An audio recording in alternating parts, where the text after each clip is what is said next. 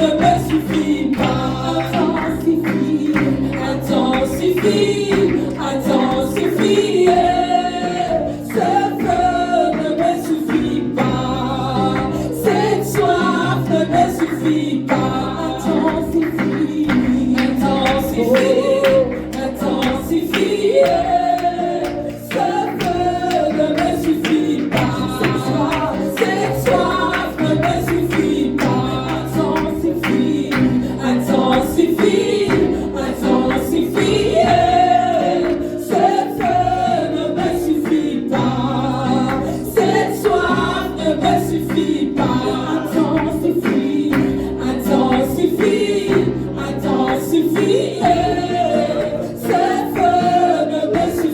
pas. Cette soif ne me suffit pas. Intensifie, intensifie, intensifie.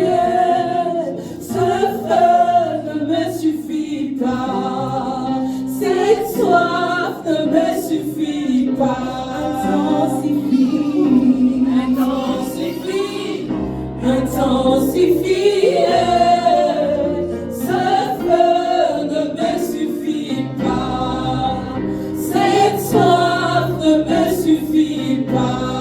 Intensifie, intensifie, intensifie. Ce feu ne me suffit pas. Cette soif ne me suffit pas. Intensifie, intensifie, intensifie.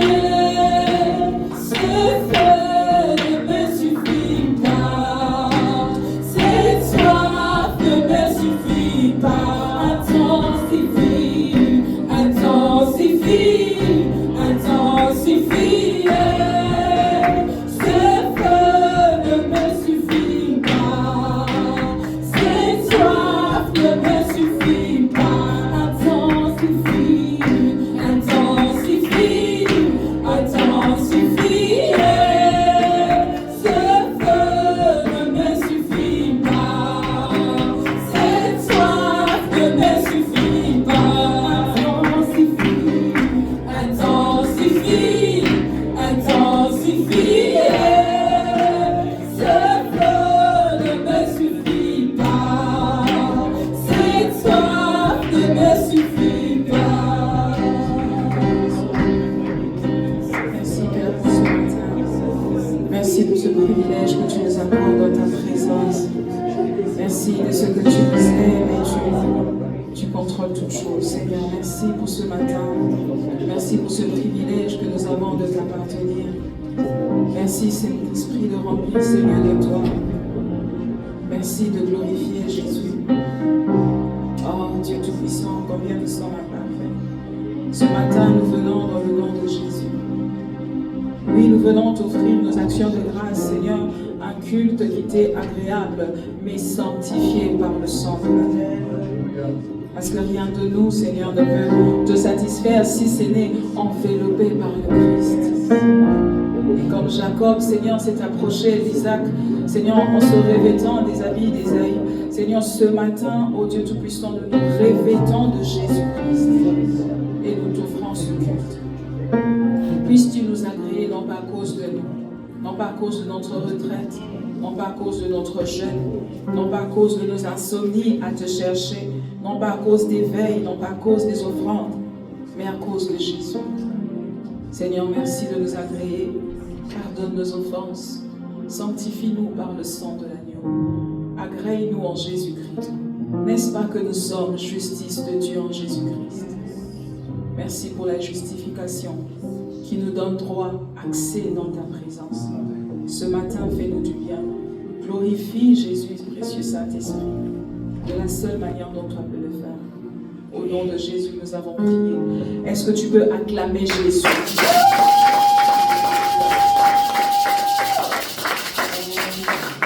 Je te salue dans le nom de Jésus.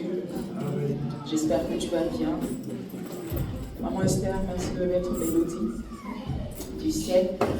Et nous sommes debout, nous allons Nous allons lire la parole. Je vous salue dans le nom de Jésus. Bon dimanche à vous. Ce matin, je me battais à trouver un thème, mais je crois que je peux le donner, mais après chacun pourra le nommer selon que le Seigneur te parlera. Mais pour ce qui me concerne, je pense juste que j'aimerais parler de la défense. Je suis un défenseur. 1 Samuel chapitre 17. 1 Samuel chapitre 17, l'histoire de David que nous aimons bien, nous chérissons.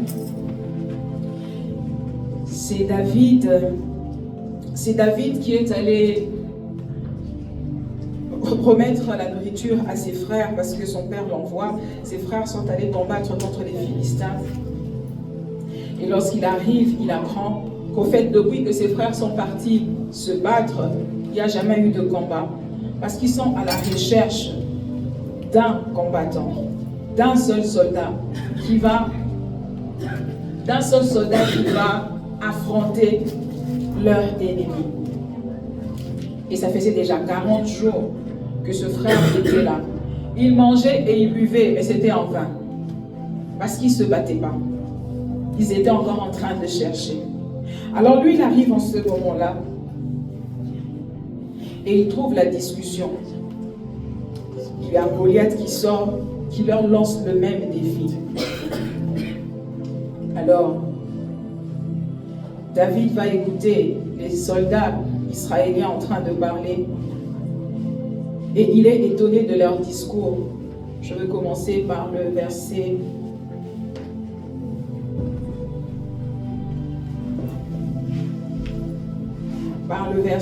24.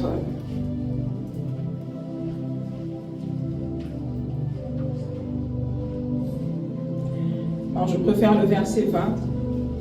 David se leva de bon matin, laissa les brebis à un gardien, prit sa charge et partit comme Isaïe le lui avait ordonné. Lorsqu'il arriva au camp, l'armée était en marche pour se ranger en bataille et pousser des cris de guerre.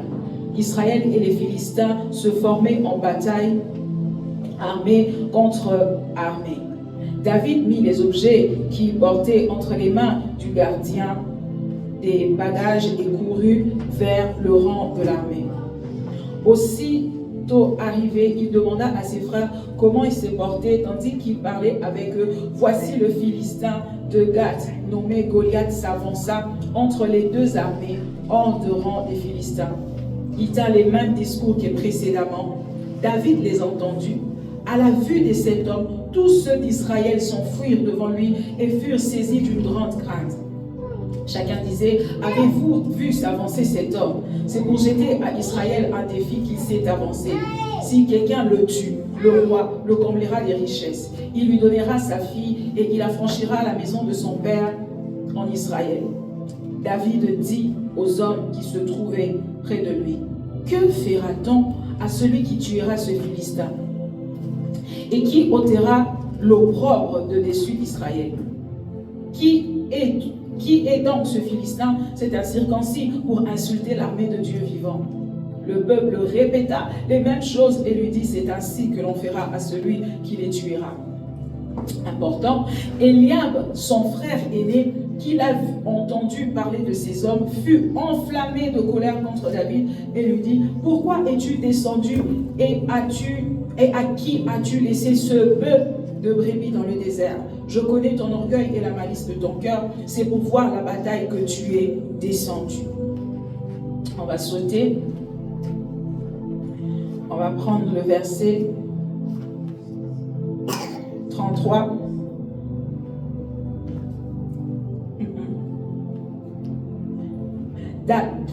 David dit à Saül que personne ne se décourage à cause de ce Philistin, ton serviteur va se battre avec lui. Saül dit à David, tu ne peux pas aller te battre avec ce Philistin car tu es un enfant et il est un homme de guerre dès sa jeunesse. Important, David dit à Saül, ton serviteur faisait paître les brebis de son père et quand un lion ou un ours venait enlever une du troupeau, je courais après lui Oui, je le frappais et j'arrachais les brebis de sa gueule s'il se dressait contre moi. Je le saisissais par la gorge, je le frappais et je le tuais. C'est ainsi que ton serviteur a terrassé le lion et l'ours, et il en sera ainsi du Philistin. Un autre verset est dans 1 Samuel chapitre 30, le verset 6. David fut dans une grande angoisse car les peuples parlaient de le lapider parce que tous avaient de l'amertume dans l'âme, chacun à cause de ses fils et de ses filles. Mais David reprit courage en s'appuyant sur l'Éternel, son Dieu. Il dit au sacrificateur Abiatar, fils d'Achimélec, apporte-moi donc l'éphod.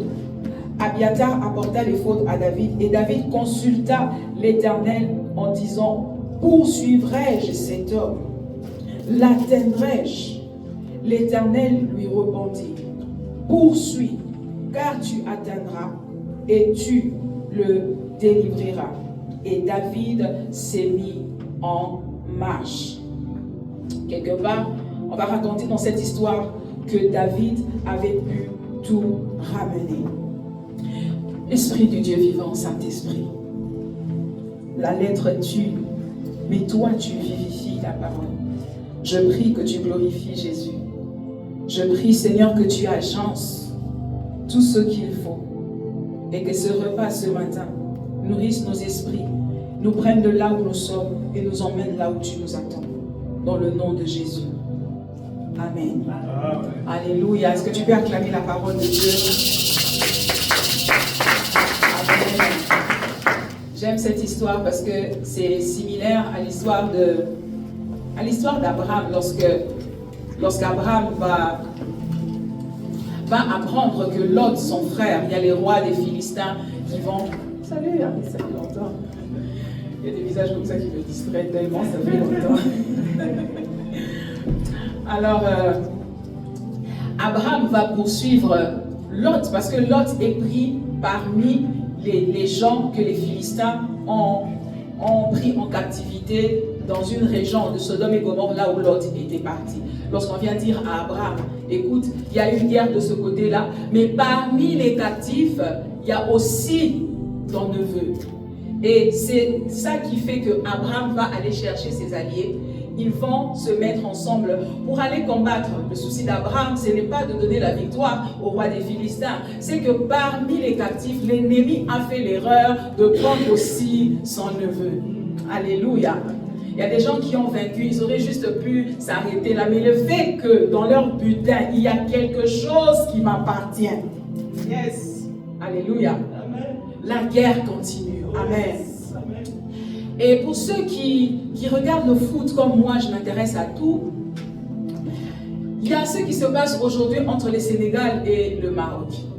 C'est que, je vais vous informer pour ceux qui ne regardent pas le foot, c'est qu'il y a eu la CAN, la Coupe des Nations, la Coupe d'Afrique des Nations, qui a eu lieu il y a quelques mois, l'année passée je crois. Et le Sénégal a remporté. Bon, le Sénégal était déjà en train de remporter sur le terrain. Et le Maroc était tellement déterminé à l'avoir par tous les moyens qu'ils ont annulé un but du Sénégal. Et lorsqu'ils ont donné un penalty au Maroc, le Sénégal s'est fâché. Les joueurs, une partie des joueurs sont sortis du terrain. Il y a eu une négociation, ils sont rentrés. Le Maroc a raté des penalty et le Sénégal a finalement gagné. On était tous contents. Voilà, ils l'ont mérité, hein. Vraiment, ils l'ont mérité. Et c'est passé, c'est fini. On vient d'apprendre que le Maroc a porté plainte auprès de la CAF, pour un article dans la CAF, dans la FIFA, qui dit que lorsque les joueurs sortent du terrain, il y a forfait. L'autre équipe gagne par forfait. Donc ils font appel à cet article. Et la CAF a donné raison au Canada. Ils ont demandé au Sénégal de rendre au Canada, au Maroc, pardon. Pourquoi je parle du Canada? Je vais aller en octobre. Ça se mélange dans ma tête, cet esprit et moi. Ils vont aller pour leur rendre la coupe. Mais c'est tellement marrant, ça fait rire parce que le lendemain de la décision, le président Diomaye Faye du Sénégal a pris la coupe, il a mis derrière son bureau, il a fait une photo, il a changé son profil Instagram pour dire que si vous voulez la coupe, vous devez venir le chercher ici. Les Ivoiriens diront, si tu es garçon. Alléluia. Et les gens sont étonnés, se disent, mais la coupe, ça se gagne sur le terrain. La coupe se gagne sur le terrain, le match est fini. S'il y avait erreur de l'article 82, il fallait que l'arbitre, en ce moment-là, décide que puisque vous êtes sorti du terrain, c'est fini, je donne la coupe au Maroc. Ça aurait fait mal, mais l'erreur était en visio mondo, tout le monde avait vu qu'ils étaient sortis du terrain, bien que leur capitaine était resté sur le terrain. On allait pleurer, mais ça allait passer. Mais le fait qu'on a déjà sonné, on a fêté, on a fait des photos, on a accepté. Pourquoi 2 mois après, par un mail, ils n'ont même pas fait une conférence de presse, juste par un mail, ils ont envoyé genre, vous devez rendre la coupe, maintenant la coupe est au Canada. Certains Marocains étaient contents, mais il y en a d'autres qui ont dit, mais ça se fait juste pas, c'est la honte, toute l'Afrique va parler de nous, ça va pas. Bien aimé, la victoire s'obtient sur les terrains, mais la conservation de la victoire, ça exige que tu te battes même après que l'arbitre ait dit c'est fini. Seigneur, aide-moi à mieux l'expliquer. Il y a le combat de l'obtention et le combat de la conservation. Parce qu'en ce moment, il y a aussi le Sénégal qui a porté plainte auprès de la TAS. La TAS, c'est le tribunal arbitraire du sport qui se trouve ici, chez nous, en Suisse, pour contredire, pour faire tomber la décision qu'a pris la CAF. Donc, on attend qu'ils décident, mais ce sont des débats qui se passent sur Internet. Ça veut donc dire, bien aimé, que vaincre ne suffit pas. Alléluia. Il faut de la force pour conserver ta victoire. Il faut de la force pour conserver ta victoire. Lorsque tu perds 10 kilos, c'est bien, mais il faut de la discipline pour conserver ton poids. C'est bien beau que tu puisses épargner, que tu mettes pendant 10 ans de l'argent de côté.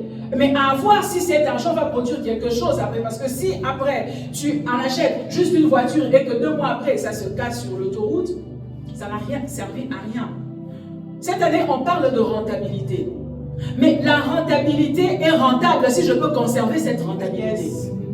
Si j'ai gagné de l'argent, j'ai rentabilisé. Mais si 2 mois après, je perds tout ce que j'ai gagné, alors ça ne m'a servi à rien. Autrement dit, ça veut dire qu'une victoire non conservée est une perte de temps. Une victoire que tu n'as pas pu conserver, tu as perdu ton temps. Si tu t'es battu pour avoir quelque chose, comme là, je suis en train de payer le prix pour perdre du poids. Je fais le sport. Maman Esther me fait souffrir dans la salle de sport, vous ne vous imaginez pas. Et que 3 mois après, une année après, je redeviens à 90 kilos. J'ai juste perdu mon temps, pas seulement le mien, mais aussi le temps de maman Esther. Donc, il ne suffit pas de vaincre. Il faut aussi conserver ta victoire. C'est comme ça que lorsque tu lis les Écritures, tu verras que Dieu a toujours insisté sur la conservation. Dieu n'a jamais rien donné à ses enfants sans leur dire comment conserver cela.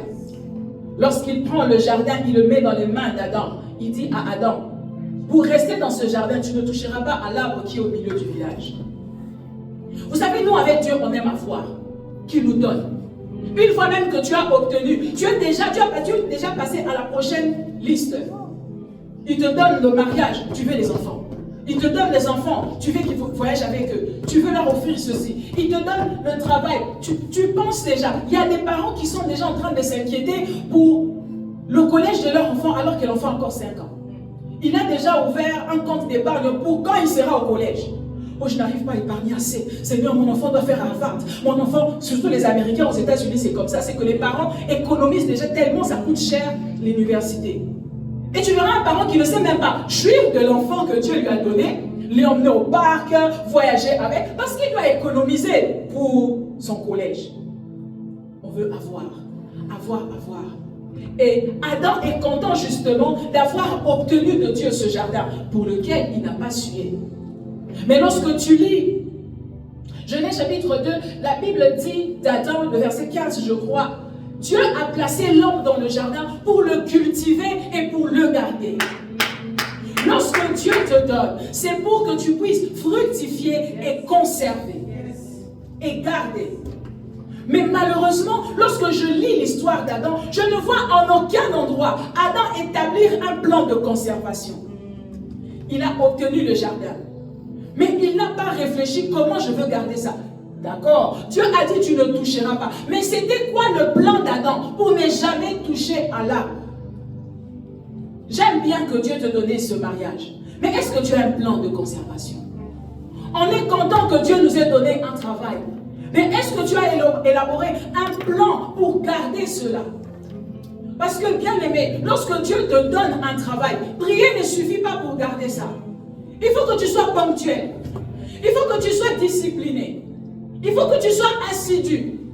Tu peux être loin comme tu veux. Dieu te donne un travail, tu arrives toujours en retard. En Suisse, on te donne avertissement, malon, tout ça, et puis on te licencie. Et pourtant, tu l'as reçu de Dieu. Mais qu'est-ce que je fais à mon niveau pour garder ce que Dieu me donne? C'est quoi ton plan de conservation? Pour garder ce mariage, c'est quoi ton plan de conservation? Il est amoureux de moi, il est fou de moi, il t'a épousé, d'accord. Mais est-ce que tu sais que pour garder ce mariage, tu dois bien cuisiner? Est-ce que tu sais que pour garder ce foyer, tu dois être ordonné, tu dois nettoyer? Qu'est-ce que tu as mis en place pour que ce que tu as gagné ne puisse pas glisser dans tes mains? Parce que de toute façon, obtenir, bien que parfois c'est difficile de l'autre côté, mais en réalité c'est Dieu qui fait tout. Mais garder, c'est ta responsabilité. Garder, c'est ma responsabilité. Qu'est-ce que tu as fait pour garder cette taille? Qu'est-ce que tu fais pour garder ta santé? Qu'est-ce que tu fais pour garder ta vie de prière? Il nous faut un plan de conservation. Si on n'a pas un plan de conservation, tout ce que Dieu aura mis dans nos mains, nous allons le perdre. Et on va travailler en vain. Quel est ton plan de conservation? Tu as besoin d'élaborer un plan. Tu as besoin de mettre des mesures en place pour garder ce que Dieu t'a donné. Pour garder ce qui est venu dans tes mains. Oh bien-aimé, ton réveil peut être un plan de conservation. Le fait que je me dis, si je regarde un film jusqu'à 22h, je perdrai ma vie de prière. Mon plan de conservation, c'est que quand c'est 20h, plus de télé. Mon plan de conservation, si je veux toujours prêcher et pouvoir aller dans les profondeurs comme moi j'aime, je dois faire en sorte que j'ai mon temps pour lire ma Bible, j'ai mon temps pour parler avec l'Esprit. Alors avant 12h, ne m'appelle pas, puisque je ne prendrai pas ton appel. J'ai besoin, c'est mon plan de conservation. Je dois mettre des mesures en place, sinon je perdrai ce que Dieu m'a donné. Jérémie 17,4 dit, Dieu dit au peuple, c'est par ta propre faute que tu perdras ton héritage. Nous on dit que c'est les démons. Dieu dit c'est par ta propre faute que tu perdras ton héritage. Si ces démons a pu mettre la main sur ton mariage, s'il a pu mettre la main sur ton travail, c'est que toi-même déjà tu as ouvert une certaine porte. Et il a profité. Un plan de conservation. J'ai besoin d'un plan de conservation. Dieu m'a donné cette onction. Qu'est-ce que je peux faire pour garder ça? Dieu m'a donné cet enfant. J'ai besoin d'un plan de conservation. J'ai besoin de veiller sur lui. J'ai besoin de voyager avec. J'ai besoin de lui montrer le monde. J'ai besoin de parler avec. J'ai besoin de l'éduquer. J'ai besoin d'investir en lui. Parce que bien aimé, le combat de l'obtention peut durer 90 minutes sur un terrain, pas celui de la conservation. Tu peux obtenir un enfant en 9 mois, mais pour conserver cet enfant, il te faut toute la vie. Il te faut toute la vie. Pour conserver, pour obtenir, il faut quelques minutes, mais pas pour conserver. Pour conserver, il te faut plus. Pour garder, il te faut plus. Tu peux signer un contrat de travail en une journée, en quelques secondes. Tu fais ton CV, tu envoies, on t'appelle, c'est fini. Mais pour garder ce standing de vie dans lequel le Seigneur t'a emmené, il te faut plus. Un plan de conservation. Seigneur, j'ai besoin d'un plan de conservation. Adam avait besoin d'un plan de conservation. de dire à Ève, écoute, on ne prend aucune décision sans consulter Dieu. Pour garder ce jardin, on doit le placer en premier. On ne décide de rien sans lui. Je me suis toujours demandé pourquoi Adam n'avait pas coupé cet arbre et l'avait jeté. Parce que Dieu ne l'avait pas interdit de couper ça. Il était le propriétaire du jardin. Un arbre qui est un danger pour moi, je suis le propriétaire du jardin. Je le déracine. Lui, il a obtenu, il était émerveillé par tout ce qu'il avait sans réfléchir à comment garder tout ce que j'ai. La seule chose qui peut faire en sorte que tu gardes tout ce qu'il y a, c'est cet arbre-là. Je te brûle tout de suite. Au moins, je suis sûr que je serai toujours ici. Aucun plan de conservation. Tu t'es marié. Tu as eu des enfants. Dieu t'a emmené ici. Dieu te fait entrer là-bas. Dieu te fait introduire dans un jardin, dans un milieu, dans un secteur, dans une pièce bien aimée, où il y a les grands. Ne te contente pas seulement d'entrer. Demande-toi, pour rester ici, qu'est-ce qu'il me faut? Qu'est-ce qu'il me faut? Il y a des milieux, il faut que tu continues d'étudier. De faire des Weiterbildung, des études, que tu continues à te renouveler, formations et telles que tu prends. Sinon, bien aimé, le monde part tellement vite. Ceux qui ont été diplômés il y a 10 ans, aujourd'hui, ce sont des illettrés. Parce qu'il y a IA, il y a l'anglais, il y a tout ça. Si tu n'as pas ça, peu importe si dans ton diplôme, on a écrit a fini avec mention, je ne sais moi quoi. 10 ans après, si tu n'as pas pris des mesures pour conserver ton niveau de licencié, tu es illettré aujourd'hui. Il faut un plan de conservation. Sinon, tu perdras ton travail. Cette boîte va t'éjecter. Un plan de conservation exige parfois qu'on étudie encore, qu'on apprenne encore, qu'on cherche encore.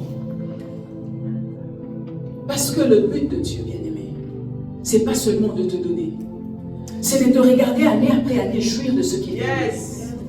Voilà pourquoi il dit, il veut que nous puissions porter du fruit, mais des fruits qui demeurent, des fruits qui restent. Non pas que la bénédiction est devenue comme un bip. On dit, ah, Dieu m'a juste bipé. Non. Dieu veut que tu restes dedans. Mais pour rester dedans, bien aimé, parfois parler en langue ne suffit pas. Il faut s'informer. Il faut étudier. Il faut prendre des mesures. Il faut réfléchir. Pour conserver ton feu, compassion, il faut prendre des mesures. Tu établis, tu dis, chaque fin de trimestre retraite, que tu le veuilles ou pas, qu'on soit à 2 ou à 3, c'est notre plan de conservation. Amen. Si on veut conserver le feu. Amen. Si on veut conserver le feu, bien aimé, tu dois avoir un partenaire de prière. Parce qu'il y a des moments où tu es fatigué. Mais le feu doit toujours brûler sur l'autel. Alors il faut parfois un ami qui te tire, qui te pique. J'aime ces amis-là où quand la prière est en ligne, ils ne te voient pas, ils t'écrivent. Maman là derrière me dit que je regarde, qui n'est pas là, je lui dis, tu es où, tu es où. On a besoin des amis comme ça. Parce que parfois, tu n'as juste pas envie. Mais ton ami là, c'est ton plan de conservation. C'est quelqu'un qui va te tirer quand tu es fatigué. Tous les secteurs dans lesquels le Seigneur nous emmène exigent qu'on ait un plan de conservation.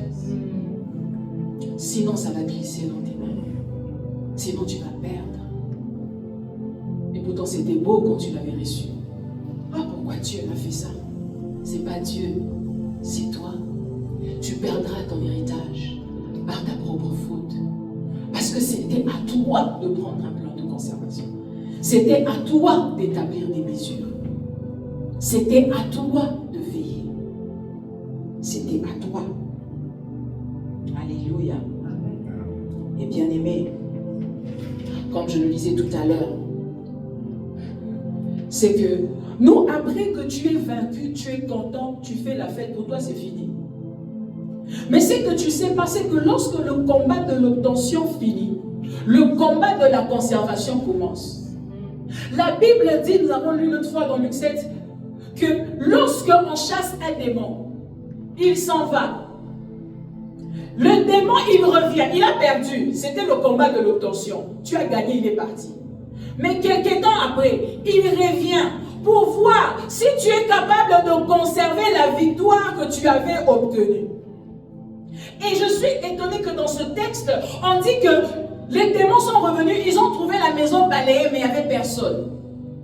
Il n'y avait pas de mesures prises pour que cette maison devienne une forteresse. Il a dit, ok, puisqu'il n'a rien fait pour garder ça, je vais aller chercher 7 autres démons pour venir récupérer. Parce qu'il n'a pas la force, il n'a pas travaillé pour conserver, pour garder ce qu'il avait obtenu. Tu auras de la visite. C'est bien que tu es vaincu aujourd'hui, mais ils reviendront voir si tu peux conserver ce que Dieu t'a donné. Si tu peux garder ce que Dieu t'a donné.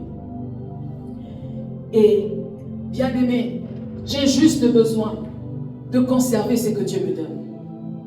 De garder ce que Dieu me donne. De protéger ce que Dieu me donne. Et alors que je méditais dessus, j'ai pensé à toutes ces choses que j'ai perdues. Je disais, Seigneur, le diable m'a volé un tel. Je sens que l'ennemi m'a pris quelque chose. Je dis, Seigneur, je n'ai pas été fidèle. J'étais triste. J'ai dit, il y a beaucoup de choses sur lesquelles je n'avais pas mis des plans de conservation. Seigneur, je n'avais pas pris des mesures. Parce que tu vois, bien-aimé, Dieu dit prier les uns pour les autres. Lorsque tu pries pour ton frère, tu le conserves. Lorsque tu veilles sur les autres en prière, tu les gardes. Je pense ne pas avoir assez prié pour certaines personnes. J'ai dit, Seigneur, pardonne-moi. Je me sentais un échec. Parce que la Bible dit, le Seigneur nous redemandera les âmes. J'ai dit, Seigneur, comment on fait? Ah, Dieu est bon. Le Seigneur dit, le combat de la conservation n'a pas de fin. Ça veut dire ceci. Maman Rachel. La Bible dit, il y a de l'espérance tant qu'on vit. Le combat de la conservation n'a pas de fin. Vous savez, maintenant que le Sénégal a gagné la coupe, c'est chez eux. Mais 2 ans, maintenant c'est 4 ans. 4 ans après, le prix va redevenir le combat de tout le monde. Il faut que le Sénégal ait la même force qu'il a eu cette fois-ci pour conserver sa coupe. Autrement dit, que ce qui t'a été pris, tu peux le reprendre. Ce qui a été pris peut être repris. Moi, j'étais triste dans le fait que, Seigneur, j'ai perdu, c'est fini. Seigneur, ils m'ont pris ça, c'est fini. Seigneur, je n'ai plus le choix. Seigneur, bon, ce jour-là, si tu vas sur ma coupe, sur ma couronne, comme on dit, tu vas m'enlever quelques chandeliers parce que j'ai perdu quelques personnes. Seigneur, j'accepte. Il m'a dit, attends, tu es en vie. Ce qui t'a été pris peut être repris. Oh, yes. Tu sais, lorsque David est à Ticla, avec son peuple, il n'est pas encore roi, mais il habite chez les Philistins tellement qu'il est en train de fuir. Saül. Mais parce qu'il doit faire le gentil chez le roi des Philistins, il se déplace un peu. Il laisse le peuple à Ticla, les gens qui étaient avec lui, pour aller faire le courtois chez le roi des Philistins. Pendant ce temps-là, les autres ennemis sont venus, ils ont ravi, ils ont pillé la ville de Ticla, ils ont pris des femmes et des enfants qui étaient restés. Lorsque David rentre, David il trouve que la ville a été pillée, qu'ils ont pris les femmes, qu'ils ont pris les enfants. Et le peuple était tellement fâché contre David que le peuple voulait le lapider. La Bible dit qu'il était angoissé, mais il s'appuya sur l'Éternel. Il a demandé les fautes. Parce que tu sais, tu peux prier, mais il y a des moments où tu as besoin d'une autre prière. Pas la prière de chaque jour. La prière de les fautes, c'est la prière de la consécration.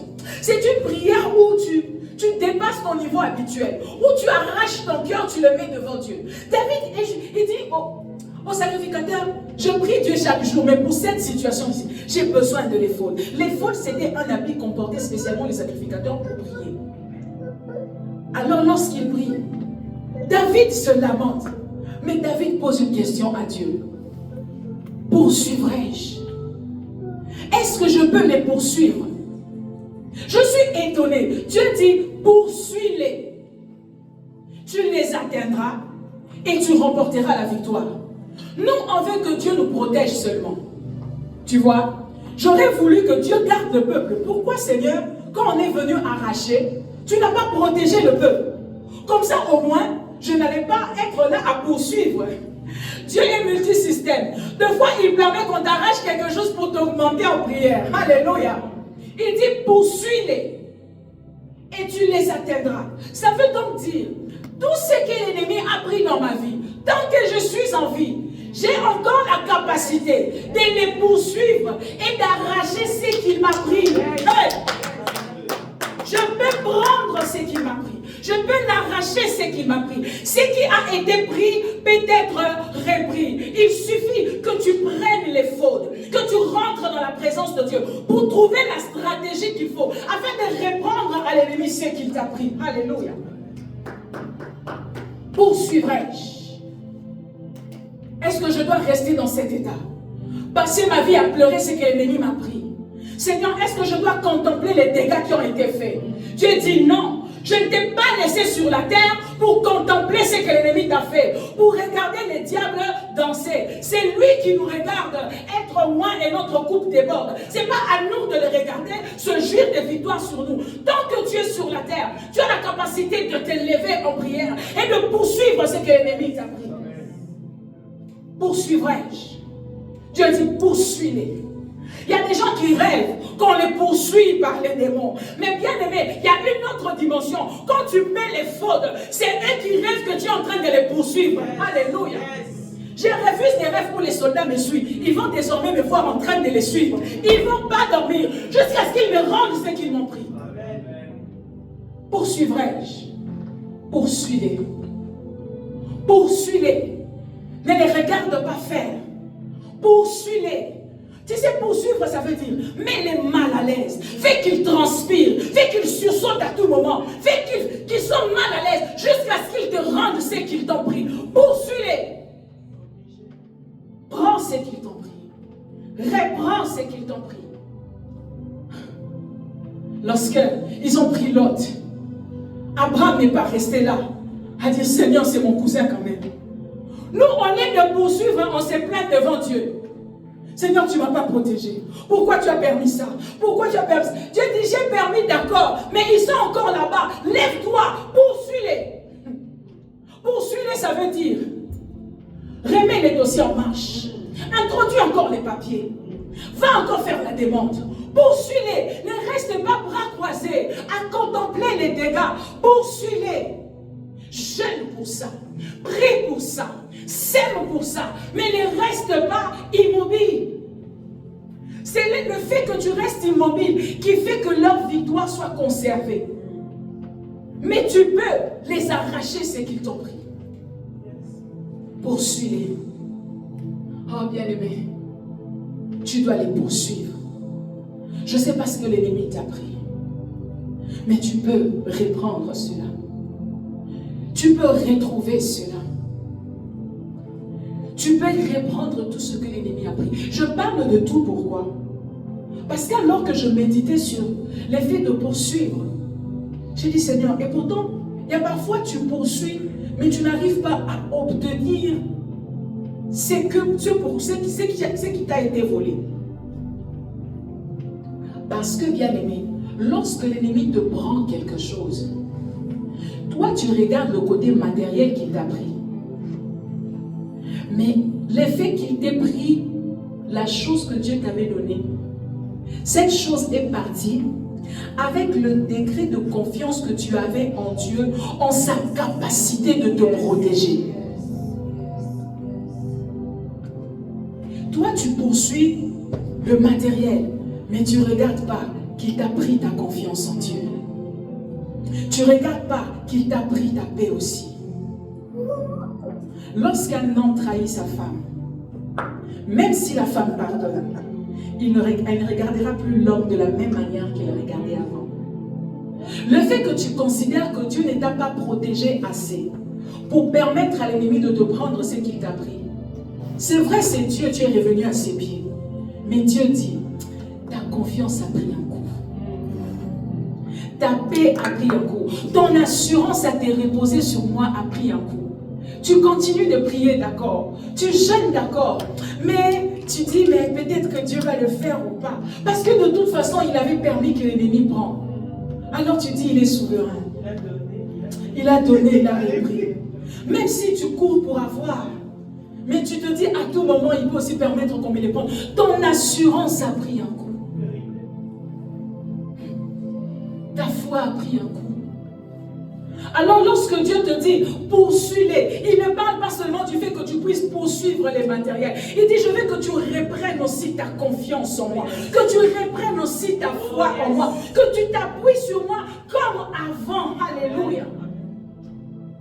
Que tu retrouves ce niveau de confiance, ce niveau de prière où tu pouvais t'appuyer sur moi. Il y a des gens qui ont continué à prier malgré certains échecs. Mais c'est en surface. Dans les racines, il y a quelque chose qui s'est passé. C'est comme ça que tu peux prêcher. Ils servent, mais plus avec les ailes d'avant. Plus avec l'engagement d'avant. Parce que l'ennemi n'a pas seulement pris le mariage. Il n'a pas seulement pris l'opportunité. Il a aussi pris ta confiance. Il a aussi pris ta paix. Et Dieu dit, poursuis-les. Reprends, bien sûr, le matériel, mais reprends aussi ton armure spirituelle. Reprends aussi ta foi. Reprends ton cœur. Voilà pourquoi il va te dire à Apocalypse, dans Apocalypse, c'est que j'ai contre toi. C'est pas que tu ne pries pas. C'est pas que tu ne jeûnes pas. Mais tu as perdu ton premier amour. Ce côté-là a eu un coup. D'accord, l'extérieur a été rebâti. Mais ton premier amour, souviens-toi quand tu jeûnais et priais. Souviens-toi quand tu me cherchais. Souviens-toi la manière dont tu avais une foi aveugle. Mais aujourd'hui, tu as ta foi avec ta calculatrice à côté. Tu espères en Dieu, mais tu calcules quand même. Tu as des plans de secours avec moi. Tu as des plans B. Au cas où ça ne marche pas, je peux m'en sortir ici. Mais va reprendre ta foi. Va retrouver ces lieux-là où il n'y avait que toi et moi. Où il n'y avait pas des plans B. Poursuivez. Et le texte dit que David a ramené tout. Tout. Tout, c'est tout. Même pas une seule personne n'était morte.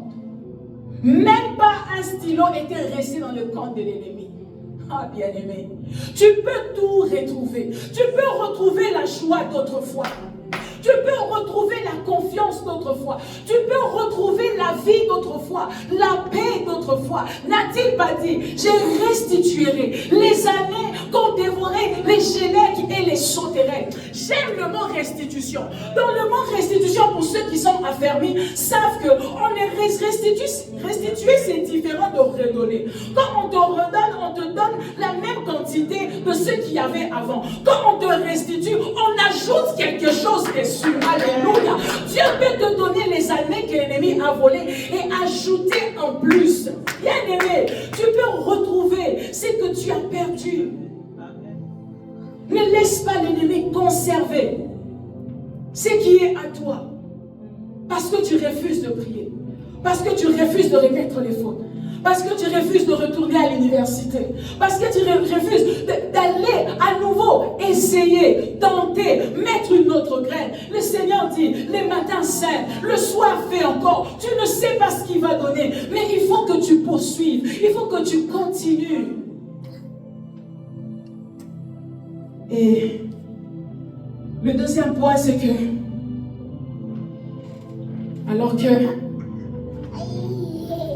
alors qu'on parlait de conserver, la plupart d'entre nous, moi y compris, pour moi, conserver la victoire que Dieu m'avait donnée, c'était faire en sorte que l'ennemi n'y touche jamais. Donc l'effet qu'il a touché, parce qu'on dit qu'il rôde tout autour de nous comme un lion, il cherche qui dévorer. Le fait qu'il a touché, tu te considères avoir perdu. Mais c'est pas ça. Tu es blessé, tu n'es pas mort. Il t'a blessé, tu n'es pas mort. Tu peux aller. J'aime le fait que Jacob a marché entre Ésaü en boitant. L'ange l'a brisé la hanche. Mais le fait qu'il boitait ne l'a pas empêché de continuer à marcher vers son Canaan. Il peut t'avoir pris quelque chose. Il peut t'avoir détruit quelque chose. Il peut avoir brisé quelque chose. Mais tant qu'il y a de l'espérance, même en boitant, chaque jour, marche en direction de ce pourquoi Christ est mort pour toi. Même en boitant. Alléluia. Et tu sais, c'est conserver, ma chère. Tu peux te battre pour conserver ce qui est précieux à tes yeux. Mais à certaines choses, tu vas dire, moi je veux que Dieu me donne des papiers. Mais ici, j'ai peut-être perdu un travail négligent. On ne me payait pas bien. C'était quoi? C'était 10 francs l'heure. C'était 20 francs l'heure. Tu as plus mal lorsqu'on t'a pris quelque chose qui a du prix à tes yeux que lorsque on te prend quelque chose que toi tu juges n'est pas avoir vraiment d'importance. Lorsque je vois David, maman Nada, dans la brousse, David c'est le cadet de la famille, ok? Qu'on va laisser dans la brousse, seul, quel enfant blessé. Mais lorsque David se tient devant le roi, il dit au roi, quand j'ai gardé les troupeaux de mon père, si un lion venait attraper la brebis, je poursuivais les lions, je prenais la brebis. Le lion avait libre arbitre de partir. Mais si les lions se tournent contre moi, je le prenais par la gorge, je le déchirais, je le tuais. Jusque-là, c'est bon. Peut-être que toi, tu vas t'arrêter là. Mais quand moi, je lis la Bible, je dis Saint-Esprit, je ne comprends pas. Comment on peut défendre les brebis de quelqu'un qui te maltraite?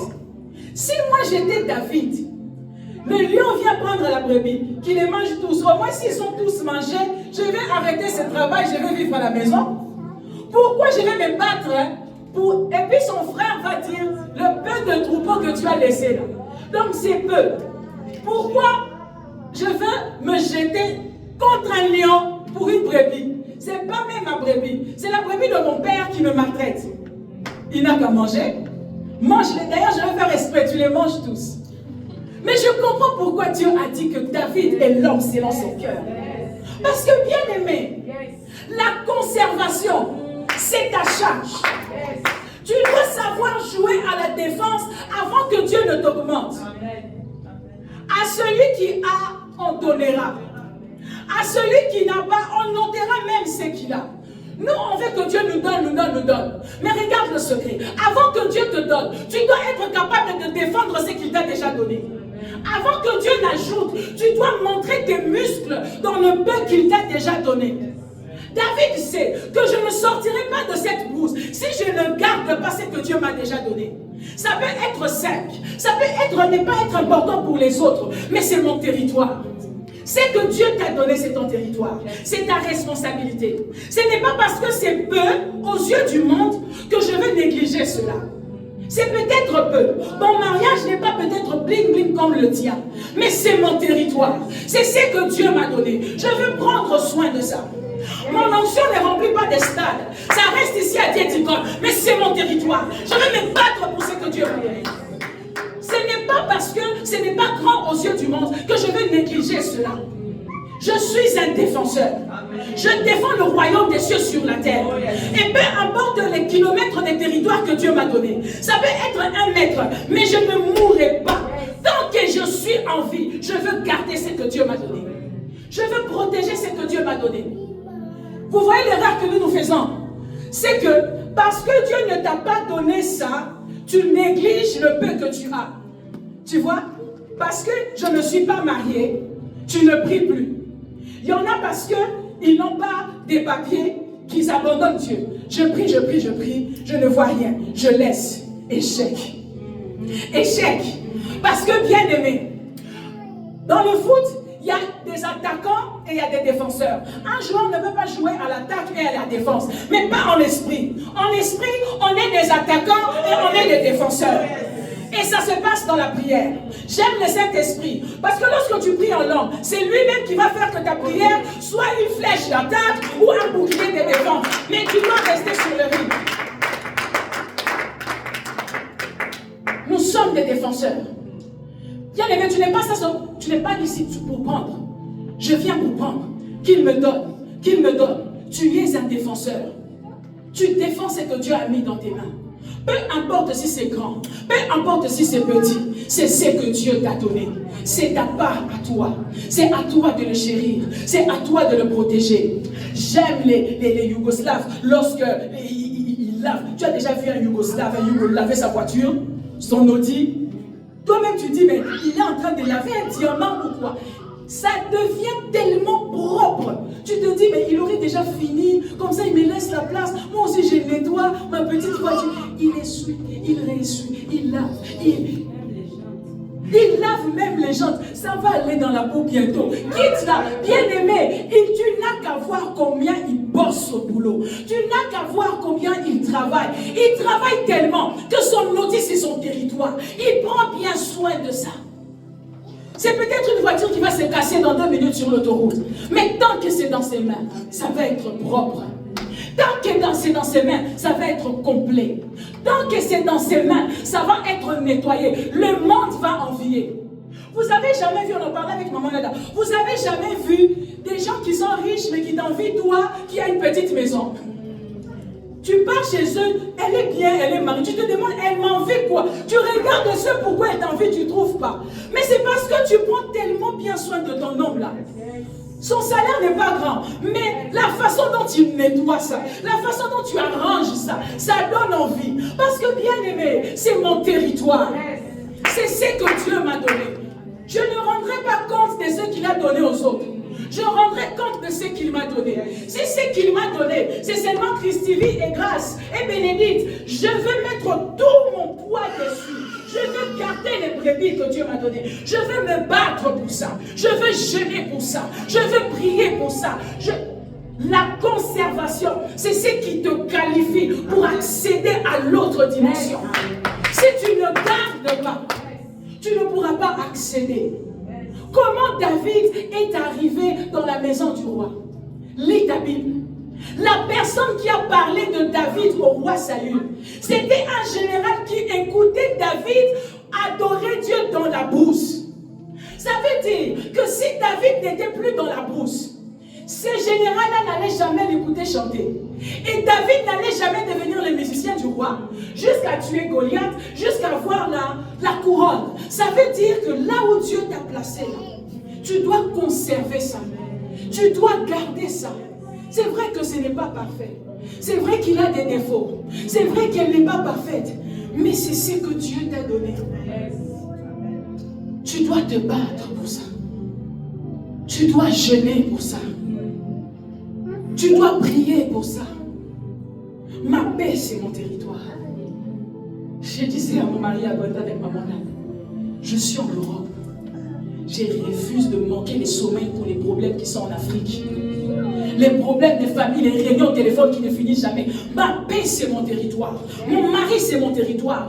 Mes enfants, c'est mon territoire. Je veux mon énergie pour ce que Dieu m'a donné ici. Il y a certaines choses, ça va s'arranger. Mais tant que, pour ce qui est dans mes mains, là, je vais me battre contre les lions. Je vais me battre contre les sources. Pour ce que Dieu m'a donné. Bien-aimé, lorsque David se bat contre les brebis, il a la promesse de devenir roi. Ça ne s'est pas accompli.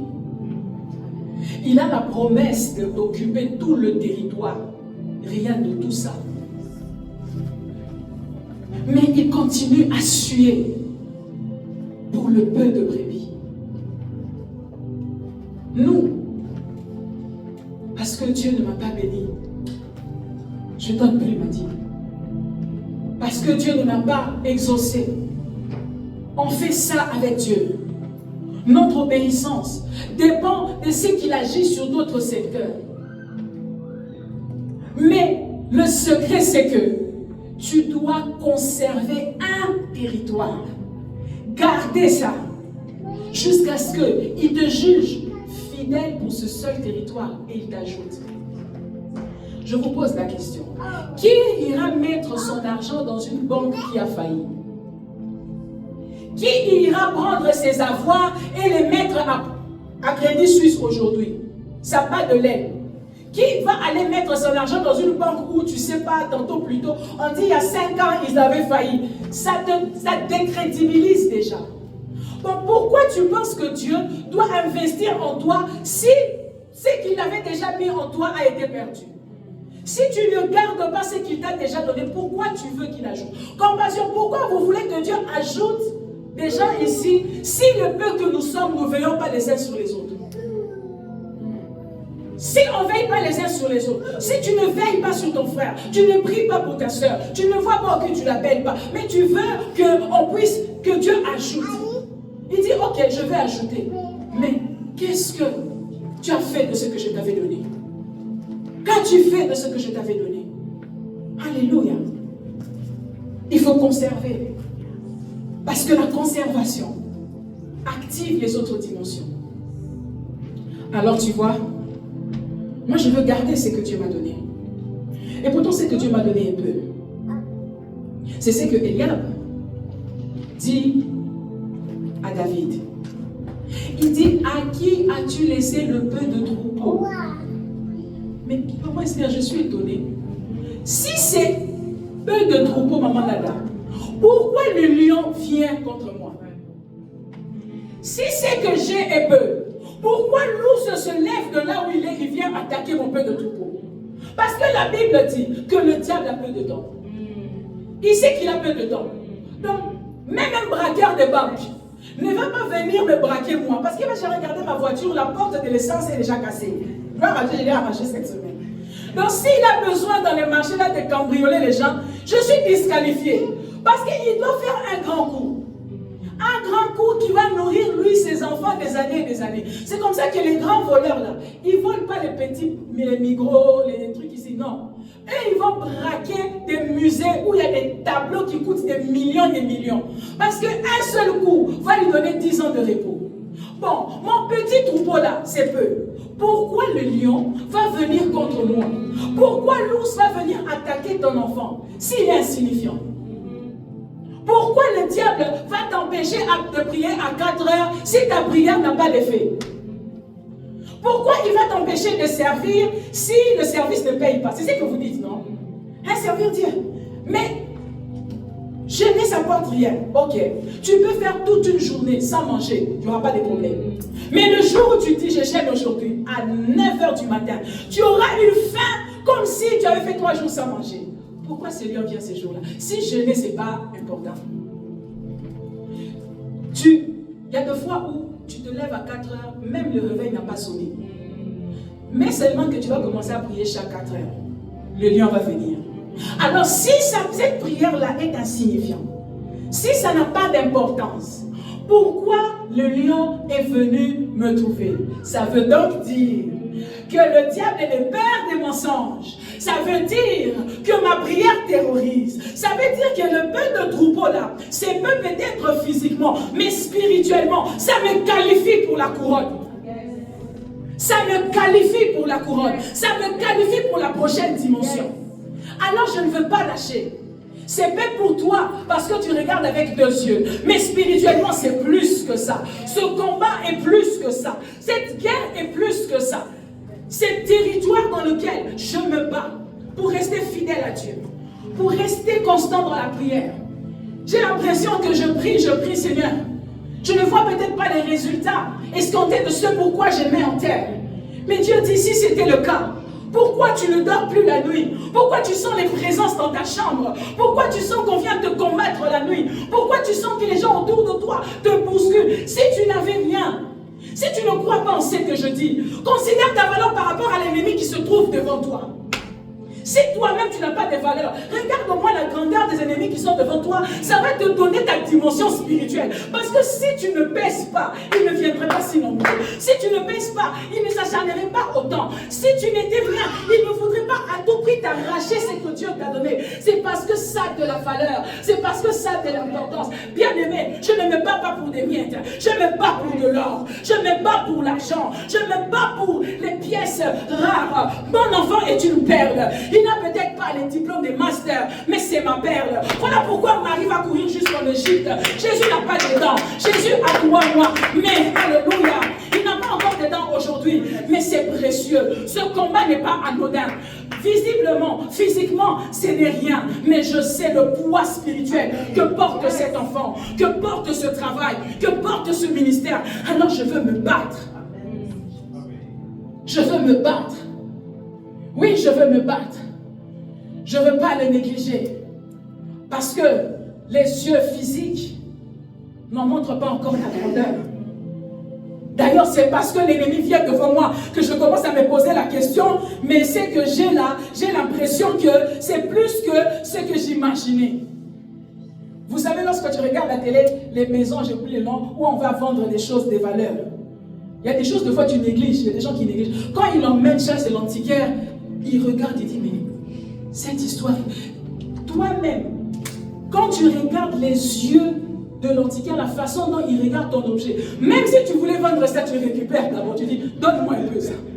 Parce que tu comprends que l'intérêt qu'il a en regardant mon objet là, j'ai l'impression que c'est plus, oh non, quand il va remarquer, il va commencer à négliger, non, c'est rien, il dit, non, bon, ça va, tu voulais 2000, je te donne encore 3000, je dis non, 4000, pourquoi il augmente le prix si ça n'a pas d'importance? Tu sais que tu vas rentrer avec, tu vas aller faire voir chez les vrais antiquaires, ils vont te dire, mon petit, cette histoire ici, si tu l'emmènes à tel musée, on va te donner des millions. Toi-même, tu es étonné. Deux fois, tu as besoin de regarder les yeux des autres. Laisse ton mari marcher devant. Regarde un peu les filles qui les regardent en arrière. Tu connaîtras ta valeur. Sa valeur, c'est peut-être parce que tu ne le regardes plus. Ex-y. Laisse un peu Ante aller devant et puis toi-même tiens-toi en arrière. Alléluia. Toi-même, tu comprendras que j'ai un diamant. La façon dont l'ennemi convoite mon enfant. La façon dont l'ennemi convoite ma vie de prière. La façon dont il convoite le premier culte. J'entends Christy prêcher. J'entends Catherine modérer. Je dis, je comprends pourquoi.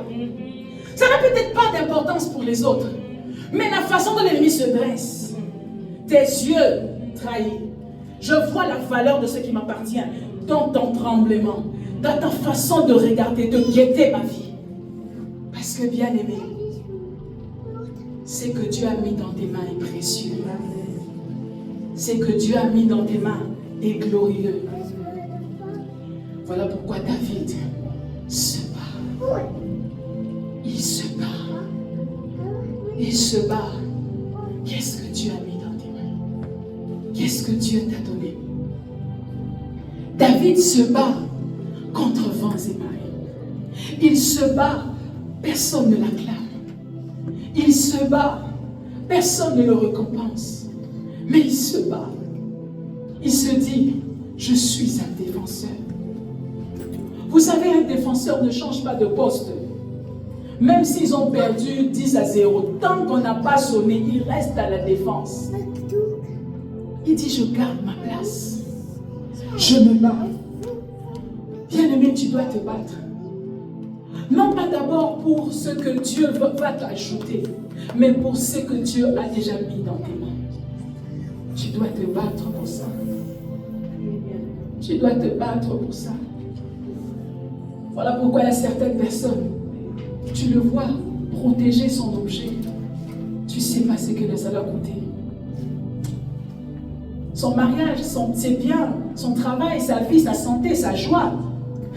Le fait même qu'on dit, je suis arrivé en Suisse et tout. Pour toi, tu es né ici, ce n'est pas important pour toi.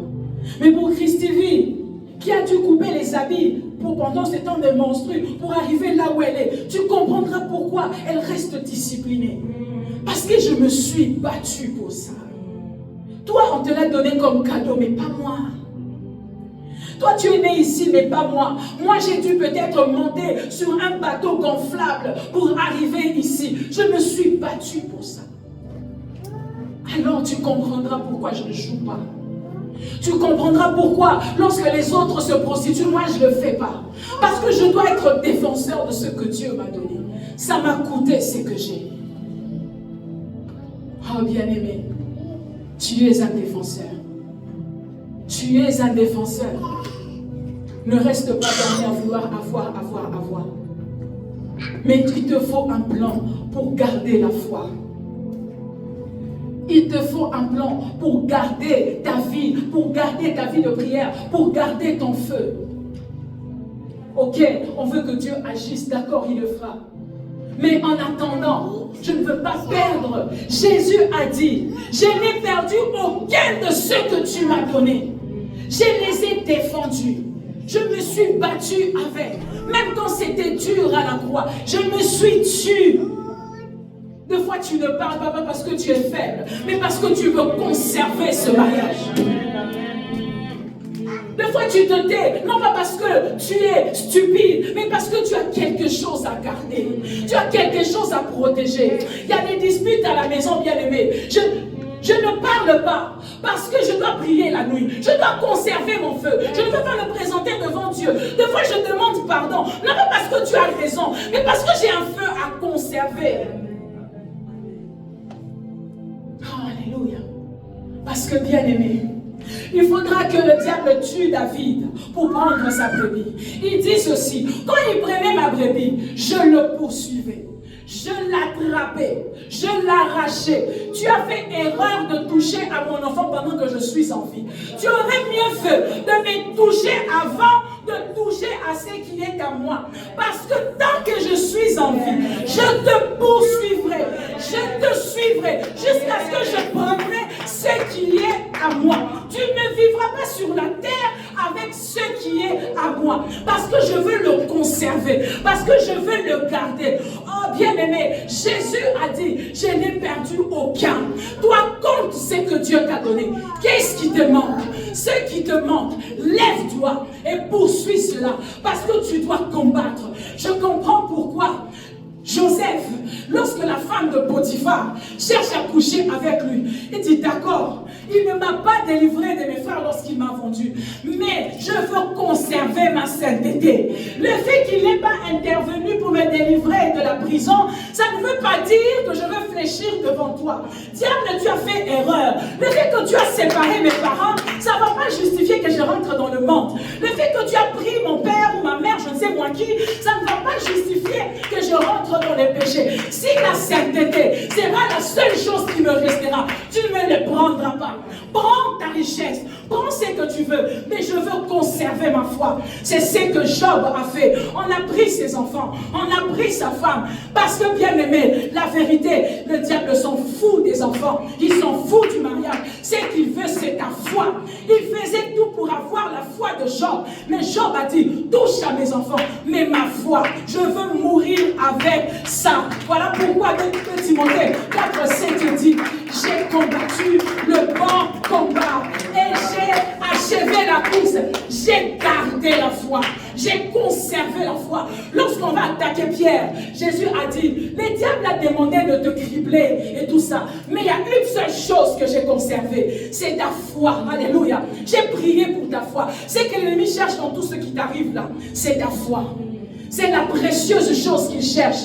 Il touche aux autres là. C'est un prétexte. La véritable chose qu'il veut, c'est ta foi. Mais c'est ce que tu dois garder. Au milieu de tout, c'est ce que tu dois protéger. D'accord, il a pris cette opportunité, mais il ne prendra pas ma foi.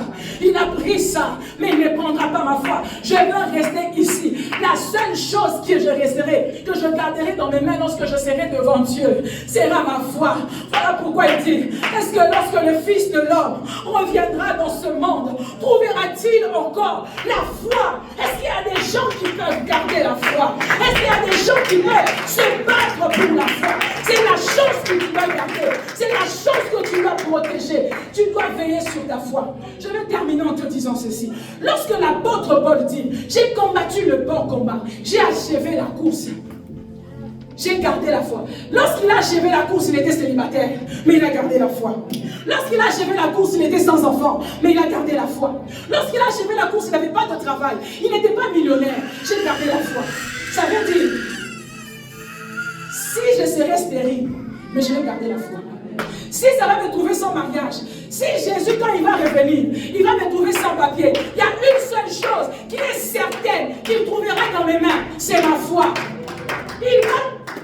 Je permets à l'ennemi de me prendre à certaines choses et je vais poursuivre pour les récupérer. Mais s'il y a une chose qu'il ne me prendra pas, c'est ma foi. Tu dois garder la foi. Garder la foi. Parce que tout ce qui touche, le but c'est ta foi. C'est que ce truc-là prenne un coup. Que ça soit touché. Parce que quand la foi est touchée, le reste sera touché. Tu ne peux rien reconstruire. C'est la seule chose dont Dieu a dit. Sans la foi, il est impossible. Et pourtant on a dit que rien de lui est impossible. Mais ce n'est pas que c'est impossible à lui. Mais c'est que c'est la foi qui t'empêche d'accéder. D'établir un pont entre vous. C'est ce que l'ennemi cherche. J'ai combattu les bons combats. J'ai achevé la course. J'aimerais achever la course. Ma prière est que tu achèves la course, marié, avec des enfants. La Bible dit, il nous appelle pour avoir la vie en abondance. C'est ma prière et le vœu de mon cœur pour toi. Mais je veux servir Dieu à moitié. Si je ne te disais pas que tu peux achever la course célibataire, est-ce que ça te dérange? Tu dois te poser ce genre de questions. Tu peux achever la course en prison. Est-ce pour ça que tu vas laisser la foi? Tu es un défenseur de la foi. J'ai combattu le bon combat. Je suis en train de combattre le bon combat. J'espère achever la course avec tout ce pourquoi Christ est mort pour que je puisse avoir. Mais même si je n'ai pas tout, Seigneur, dans le lot qui va me rester à conserver, qu'il ne manque pas cet ingrédient. La foi. La foi en Dieu. Une foi inébranlable. Une foi qui ne dépend pas des circonstances. Qui ne dépend pas de ce qu'il me donne ou pas. De ce que j'ai ou pas. Une foi. C'est comme ça qu'on les a crucifiés. On les a frappés. On les a tués. Si l'évangile n'était rien, pourquoi on a crucifié Pierre? Si c'était rien, si ça n'avait pas d'importance, pourquoi l'ennemi s'acharne autant sur le chrétien? Pourquoi des lois et des lois pour nous empêcher d'évangéliser? Si ce n'est rien, si ça n'a pas d'importance, pourquoi est-ce qu'on combat? Parce que c'est le central. C'est la principale. Lève-toi, nous allons prier, s'il te plaît. Jésus a dit à Pierre, l'ennemi a cherché à te cribler, mais j'ai prié pour toi, pour que tu conserves la foi. Et pour conserver la foi, pour qu'on puisse garder en souvenir que nous sommes en train de faire le bon combat, il a dit, faites ceci en mémoire de moi. Il a établi la Sainte Seine pour conserver le souvenir de la victoire dans notre tête.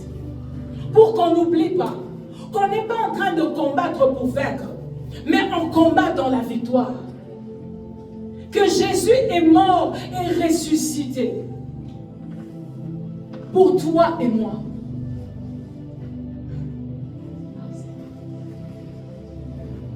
La Sainte Seine, il dit, faites ceci en mémoire de moi. Ne laisse pas les problèmes te faire oublier le souvenir de ma victoire pour toi. Conserve. Garde. Et il a établi ça comme ça. Pour qu'on puisse toujours garder. Et le sang de l'agneau. Le sang de l'agneau est le sang qui nous garantit la victoire.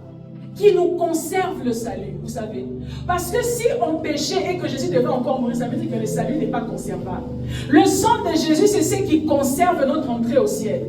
Parce que tu peux pécher, mais le sang de l'agneau est encore là pour te purifier, pour te conserver dans la présence de Dieu. Le sang de l'agneau est le plan de conservation de Dieu. Il a établi son sang pour s'assurer que le peuple rentre toujours devant lui, pour conserver cette intimité entre nous deux.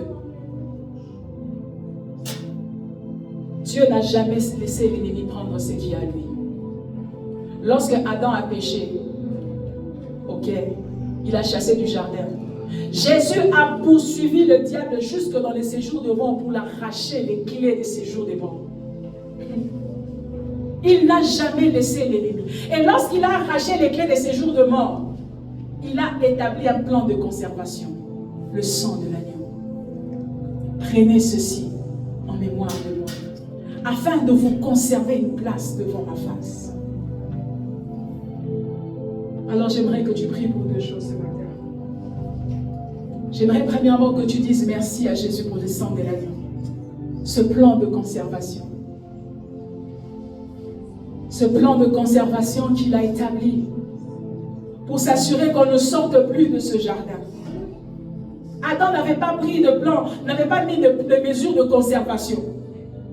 Mais Jésus ne s'est pas seulement contenté de rétablir notre relation avec Dieu. Il a aussi établi un plan de conservation par le sang de l'agneau. Si vous confessez vos péchés, il est fidèle et juste pour vous pardonner et vous purifier de toute iniquité, pour que vous puissiez toujours revenir. Il a établi le plan de conservation. Il ne se contente pas de donner. Il établit aussi des mesures pour garder. Et le sang de l'agneau nous garde le salut. Ça nous assure d'éternité en éternité qu'on habite sa présence. Alors pour cela, il mérite qu'on puisse le dire merci. Et deuxièmement, tu vas prier pour ta foi. Prie pour ta foi. Dis Seigneur, je ne veux pas seulement récupérer le matériel, je veux récupérer ma foi. Garde ma foi. Que ma foi revienne au niveau où elle était avant. Prions dans le nom de Jésus. Oh Yahweh, oh Rebashite Leasite. Seigneur, ce matin, je suis juste dans la joie.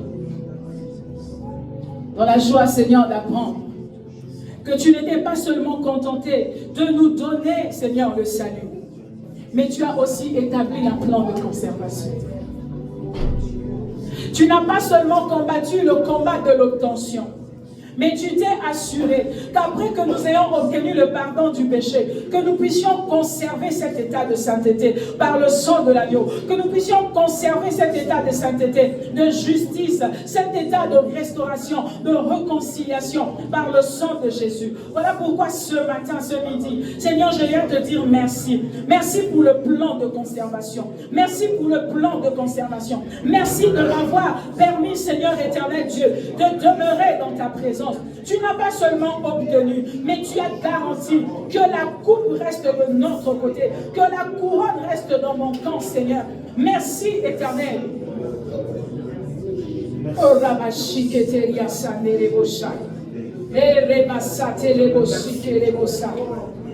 Seigneur, la Bible dit dans Romains 5, alors que nous étions encore pécheurs, Christ est mort pour nous. Seigneur, nous n'étions pas des brebis pour lesquels tu pouvais te battre. On était insignifiants, on n'était rien. Mais comme David, tu as dit, même si le troupeau n'est pas éternel, n'est pas précieux, même si aux yeux du monde, tu as péché, tu es prostitué, tu es un vagabond, j'accepte d'affronter les lions pour toi. Il est mort pour nous, alors que nous étions pécheurs. Il a affronté les ours alors que nous étions pécheurs. Il a affronté le diable alors que nous étions des grands pécheurs. Comme David, Seigneur, s'est battu contre les lions alors que le troupeau était petit. Jésus s'est battu pour nous à la croix parce que nous étions encore pécheurs. Ça ne t'a pas empêché de mourir pour moi. Ça ne t'a pas empêché de souffrir pour moi. Alors je viens te dire merci. Et je viens prier pour notre foi. Je viens prier pour notre foi ce matin. Oh, tu nous sommes des défenseurs du territoire dans lequel tu nous as emmenés. mais aussi de notre foi. Parce que sans la foi, Seigneur, il est impossible. Sans la foi, on ne peut rien, Seigneur. Alors je prie pour ma foi et celle de mon frère et de ma sœur. Seigneur, je demande que tu les rétablisses. Je demande que là où la foi a pris un coup, Seigneur, que tu nous ramènes au niveau de notre foi. Tu as dit, c'est que j'ai contre toi, c'est que tu as perdu ton premier amour. Seigneur, restaure l'amour. Restaure la foi, restaure l'assurance, la certitude en ta personne, la foi en ton nom, en ta fidélité, en ce que ta fidélité durera toujours et ta miséricorde d'âge en âge, ta miséricorde durera toujours et ta fidélité d'âge en âge, qu'on puisse encore à nouveau te faire confiance, il n'y a pas un juste qui a fait confiance en toi et qui s'est vu être abandonné, ni sa postérité mendiant le pain, qu'on ait de nouveau confiance en toi, ne sait que Seigneur, Yahweh, tu prends soin de nous, alors que nous étions encore des masses informes dans le sein de nos mères. Tu nous connaissais et tu nous avais établis. Cela n'a pas changé. Qu'on ait à nouveau confiance en ta parole. Qu'on ait à nouveau confiance en toi, notre berger. Merci de restaurer la foi.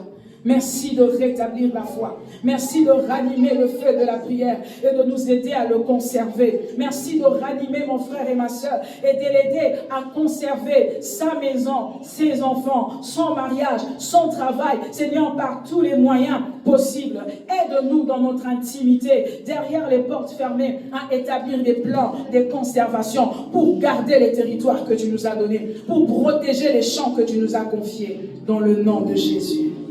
Alléluia.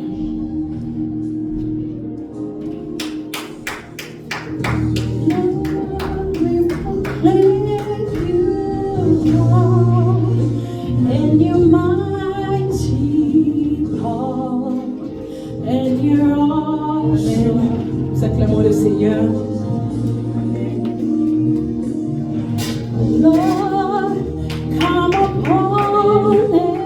Je vous prie de nous rasseoir. Dans cette atmosphère, nous allons apporter nos offrandes. Le Seigneur, Dieu a tout donné pour nous.